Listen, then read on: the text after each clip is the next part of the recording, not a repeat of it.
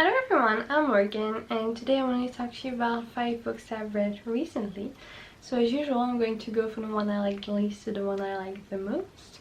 So the one I like the least is actually a 4-star book, so they were all pretty good, and it was The Noise of Time by Julian Barnes. I bought this book because I fell in love with the cover, but I ended up reading the audiobook, as happens a lot with me, and I'm glad I did this. So the audiobook was really good. In this book we follow a composer in the 1930s in Russia who is not part of the Soviet Party at all. He's trying to fight them during most of this book, and they are not okay with that, obviously, and so they try to do bad things to him. They stop playing his music, which is hard for a composer, and they're also trying to hurt his family, so he has to listen to them at least a little bit. But he actually manages to get in touch with Stalin himself at some point, and he ends up helping him because he's actually pretty well known all over the world, this composer. So at some point they ask him to go to the US and speak for the party. Well, really he was invited because he's a composer, but they want him to talk good about the party, and thus they start playing nicer with him. But even after that, it isn't the end of the way they treat him, so new things start happening, and the ending was also not very happy. I did really enjoy this book. My only issue is that all throughout it, all I could think was that I wish I could read something like this from a Russian perspective, as Julian Barnes is obviously an American or English writer, I'm not sure anymore. So I'm not sure how much of this is actually realistic, or actually, well, close to Russian perspective, and that's what I wish I knew. But I did like seeing in this that so most Russians don't actually like the Soviet Party, because nowadays, or from what I've heard, it's like Russia is completely linked to the Soviet Party. I mean, not as much now as it used to be, like in, I don't know, during the Cold War or even before that, but still pretty much, like, to me they're linked in my mind. And I never thought that Russian people actually didn't like the Soviet Party, because I guess they made their job so well that people don't really talk bad about the party at all, especially to people from other countries, or the ones that do have been exiled or are in prison. So that's why also I probably would not find a book by a Russian author like this. So though this bothers me, I guess it's still normal in a way. So I would recommend this if you're interested in music, also because he does talk about that, obviously, but mostly it's about the politics and how the party was like at that time. Next, I read a completely different book, and it was Space Opera by Catherynne and Valente. I've had this book on my shelves for about a year, I think, and I'm really glad I got to it because it was really a nice read. This is about a contest that happens, and basically the premise is that it's Eurovision in space, and that's what I heard, and it's pretty accurate actually.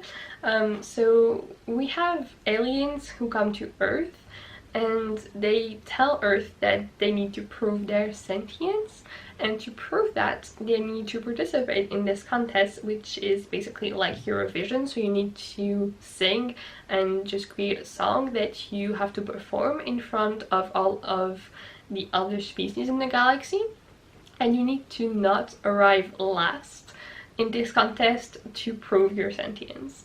And so you actually have a species who is your sponsor in this contest, and the species that is helping Earth has chosen some bands and singers that they really like to help them, and what they didn't know was that most of the people that they chose were already dead, except for one person, Disable Jones, who was part of a band at some point, but nowadays is just like this old guy who is still trying to make music but isn't really understood, and he used to be quite famous but he isn't anymore, and all he does is drink all day and do nothing, kind of, and he's basically like this has-been, you know, and suddenly all the weight of the world is on him and he doesn't really know how to act with that. So we follow him and we follow other people also on Earth, as well as other species in the galaxy, and we learn more about these species and how the contest works, all the rules that there are, and it was just bonkers, like completely bonkers, and I loved it so much. I think it's incredibly imaginative and just so much fun. And I liked also that the main character, if you can say that, Disable Jones, was bisexual, which is sort of talked about, and the ending also was really fun. I mean, I just really like this book, but I wouldn't necessarily recommend it because of the writing style. So this is written in a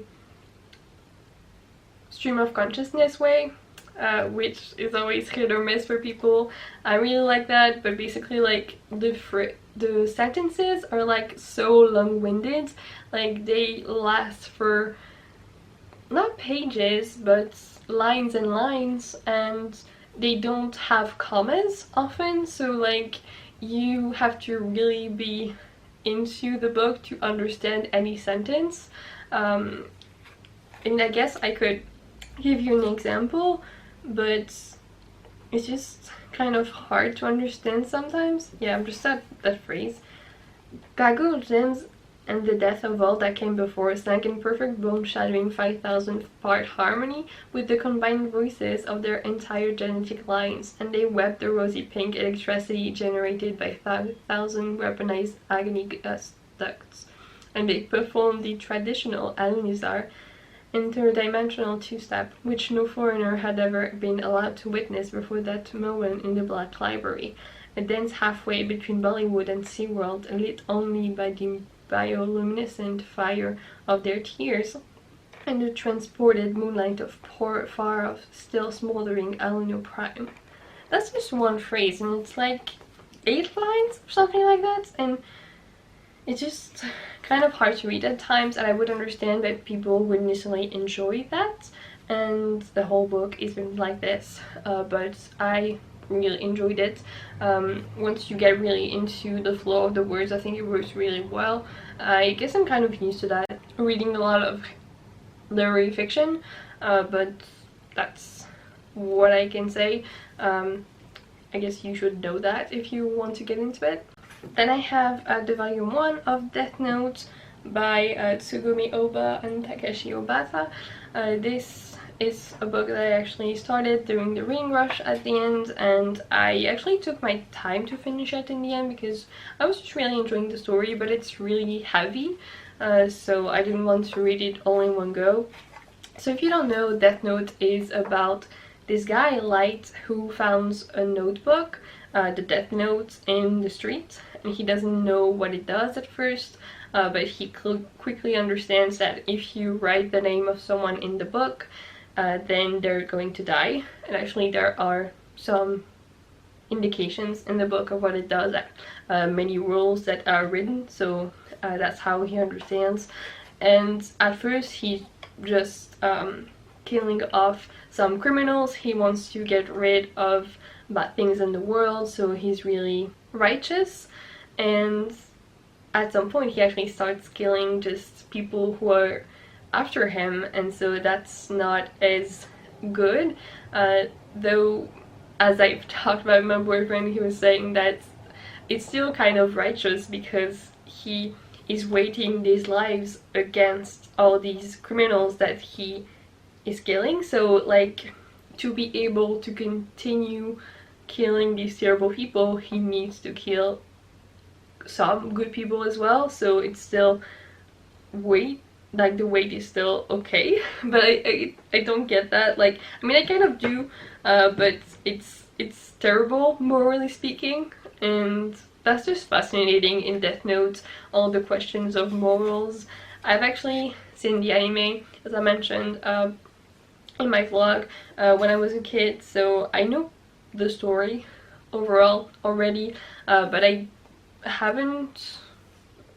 don't really remember how it ends, so I'm looking forward to see that. I'm actually going to take my time with it, so I am going into the second book quite soon, but I'm not going to binge the series as I thought I would originally, because I don't know, it makes me think a lot about ethics and morals, and that takes some brain power, so I don't want to read the whole thing in manga. But yeah, this book is just really good. And so yeah, we have Light, who is killing these people with this death god who has left this death note in the human world. And we have L, who is trying to find Light, and he works for the police, and so we follow both of them. And it's also quite funny because Light's father works for the police, so you also have this dynamic, and it's just so like complicated and intricate, and I'm fascinated by this book in this series. Next, I want to talk about Dig by A.S. King. I listened to this one audiobook, and it is a full cast, which is always amazing. This one follows multiple characters, and it's also quite crazy. So originally you feel like there are all different people who don't really have a link, but all they have in common is that they're all pretty young, like teenagers, and some stuff is not going right in their lives. So we follow a guy who is called the Shoveler because he walks everywhere with a shovel, which maybe isn't that weird because there's a lot of snow, so he is always shoveling snow, but once the snow disappears it's kind of weird. So there's that guy who lives with his mother, who can't keep a job and is always spending money, and they're trying to live. They've just moved to this new city, and they've been moving for years basically to different cities, and he's trying to get accustomed to this new city and going to a new high school and meeting people. We have another girl who is in love with her best friend, who is black, but her family is incredibly racist, and she is trying to get away from her family a little bit. She works in this burger joint. She is trying to make her own money. Her family is really rich, but she doesn't want their money because if she takes their money, then she has to go by their rules, and she doesn't want that. We have many other characters, like in total I think there are like 4 or 5, and I really liked each of them. They all had their own problems, but in the end the story brings them together, and it's really easy to go through, first of all, because each of the chapters are really short, and we follow all these different characters, so you're never bored, in my opinion. But it's not like hard to follow, even though we keep changing perspectives, because like there are some links from the beginning, though they're more tenuous, and little by little you start to see more of the overall idea, I guess. And it was just really emotional as well, and I really liked the ending. There are discussions of sexism, of racism, sexual abuse, and other things. It was just really good to read. I don't know, I like character-driven stories, as you will know, so this was really a good book for me. And the last book I want to mention is Queenie by Candie Carty-Williams. I actually already read this with Heather at Soggy Expat Book Nerd, so I will link to her channel down below. I've mentioned her before. I really like her channel, and this was a great body read too. We had a lot to talk about. So this book follows Queenie, who is a 25-year-old woman having a lot of issues. She has first mental health issues, but it's not really apparent from the beginning. I mean, you can tell because she keeps making huge mistakes, and you're like, there must be a reason why she acts this way, because otherwise, like, she's just completely crazy and annoying a little bit, which is something that I saw a lot actually in bad reviews on Goodreads of this book. People kept saying how annoyed they were at her, and even more like that she was just completely stupid because she kept sleeping with men without protection. And so she is a black woman, and she kept sleeping with these white dudes who treated her incredibly badly, and yet she never responded. On the contrary, like, she kept going to this guy who treated her extremely badly, even physically. Like, she had some bruises in her vagina, I think, at some point, which is a lot. And I actually like the talk of sex and how Queenie couldn't stop having sex.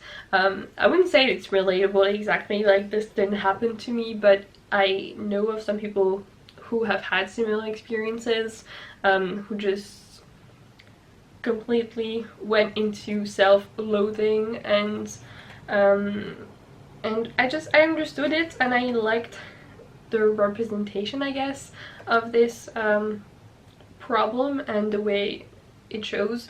But I guess a lot of people didn't actually understand why someone would act like this, but I really do.